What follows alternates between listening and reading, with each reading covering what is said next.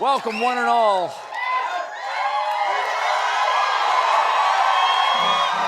Friends, Romans, countrymen, to The Late Show. I'm your host, Stephen Colbert. Ladies and gentlemen,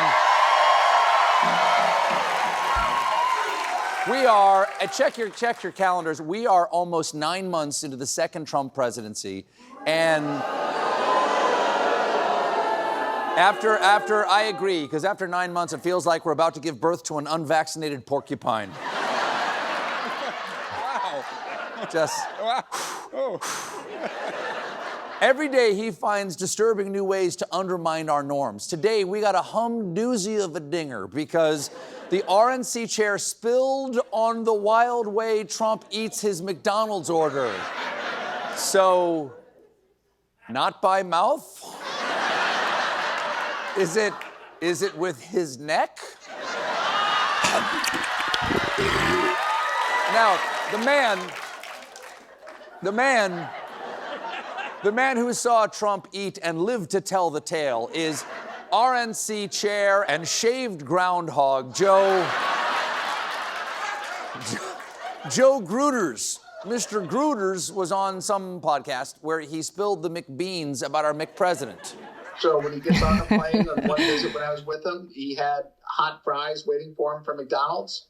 And I got my fries at my chair, but he had his fries handed to him right when he got on the plane. Yes, he needs his McDonald's fresh and piping hot. And he apparently pulls his filet of fish straight out of the fryer, which is why his hand looks like that. But can't wait. But the true insanity came when the conversation turned to how the president likes to consume his entrees, plural. And then he had a filet of fish, a quarter pounder, and a Big Mac. And I think he combined two of them. Now, that sounds unappealing. But in fact, it's an homage to McDonaldland's short-lived character, Phil Big Ol' Mac Fish Pounder. You might remember, if you're old enough,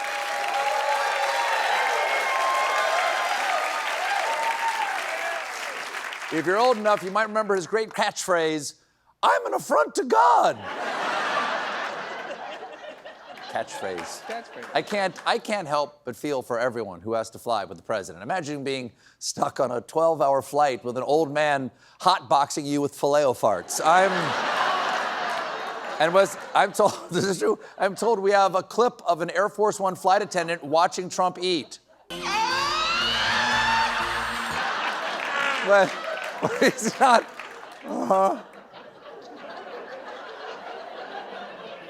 That's the light part of tonight's monologue. When he's not crossbreeding menu items, Trump is continuing his war on America's cities. Yesterday, he threatened Boston after he was asked about the city hosting games in the upcoming World Cup. Are you going to work with or try and work with the mayor of Boston? They have several World Cup games. Could those games move to cities that do work with you? We could take them away. Great job, reporter. Stop giving the man horrible new ideas. Mr. President, would you ever consider starting a national baby fight pit where babies battle with tiny knives and the winning baby has to fight a sleep-deprived chicken? Would you do that in Boston? Now, Trump can't legally change World Cup locations because it's up to FIFA to choose the sites, and they can't be pressured by Trump, is what I would have said before I found out that Trump has hosted FIFA President Gianni Infantino at the White House multiple times and also invited Infantino to the global summit in Egypt to discuss the Gaza ceasefire deal. Now, it might surprise some people to have a sports figure at a peace summit, but remember, the key negotiator at the Camp David Accords was the Philly fanatic. He got part of that peace prize. There's a disturbing story you might have heard of today from the GOP organization Young Republicans. Politico obtained thousands of private messages from young GOP leaders across the country full of offensive rhetoric. Okay, look, I know politics can be rough and tumble, but how offensive could these texts be? I mean, it's not like they wrote, "I like Hitler," because they wrote, "I love Hitler." That is a tough one to spin. What? I was talking about Pete Hitler and his honky-tonk bluegrass band. You're telling me there's another Hitler? What did he do? What? Well, that doesn't sound honky-tonk at all. That's just one example of 2,900 pages of texts. Wow. These young Republicans also text each other an array of slurs, jokes about enslavement, disparaging comments about Jews, women, black people, and other minorities. And they knew it was bad because one of them also texted, if we ever had a leak of this chat, we would be cooked for real, for real. But J.D. Vance does not think we should be bothered about their antics. J.D. Vance said, kids do stupid things, especially young boys. No, folks, no, it's true. When I was in Cub Scouts, about 10 years old, me and my troop invaded Poland. Wow. Did not go well. One problem with Vance's logic here about the young boys, despite their name, Young Republicans, to be a member of the group, you have to be at least 18, and some members are up to 40 years old. Because nothing says young like getting your first routine colonoscopy. Take a look. They found out who these people were, right? Sorry, they ran down who these people were. Take a look at who's part of the Slurapalooza. There's guy whose girlfriend is a limited edition Magic the Gathering card. The Pillsbury Proud Boy. Raccoon watching you fail to secure your garbage can. And Gimli, son of groin. Now, naturally, this leak has led to a lot of anger, which in turn has led to a lot of really weak apologies, like this one from New York Young Republican Chairman Bobby Walker. There is no excuse for the language and tone in messages attributed to me. I sincerely apologize. But added, portions of the chat may have been altered, taken out of context, or otherwise manipulated. That's not an apology. That's like saying, Your Honor, I plead guilty of looking great in this orange jumpsuit and to murder. In news you might have missed, there's no federal government. Still shut down? Still shut down. Still shut down.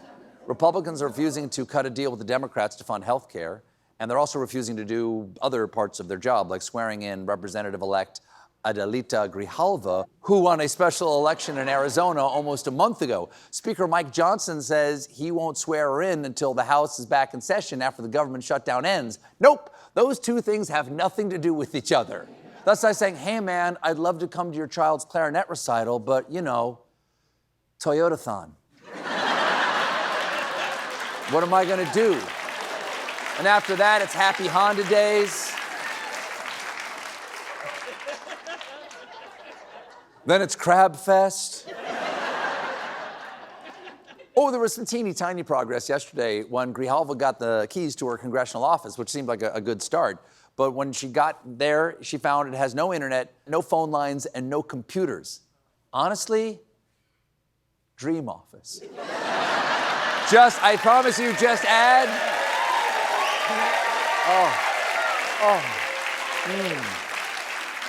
Just add a weighted blanket and a tub of Duncan Hines chocolate frosting. I'll move in tonight. Grijalva's seat was already blue, so why are they dragging their feet? Well, one reason could be that the president was best buds with the world's most notorious pedophile, and once she's seated, Grijalva would be the final signatory needed to force a vote to release the Epstein files, which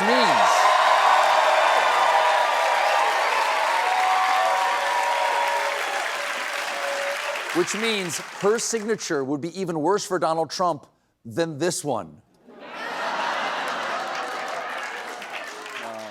Moving over to the Pentagon, a.k.a. the Department of Defense, a.k.a. the War Department, a.k.a. the Department of Big, Strong, Protein, Powder, Macho Dudes, Do You Love Me Now, Dads?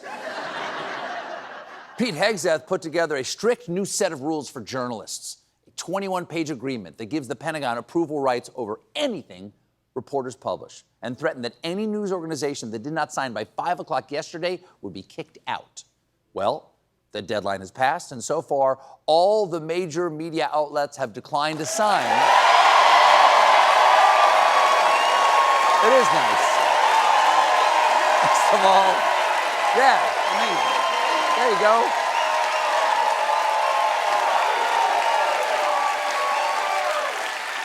including Hegseth's former employer, Fox News.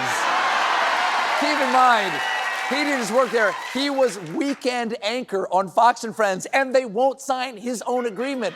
That has got to hurt for Hegseth, though not as much as this. Live Skateboard Academy, John Carter,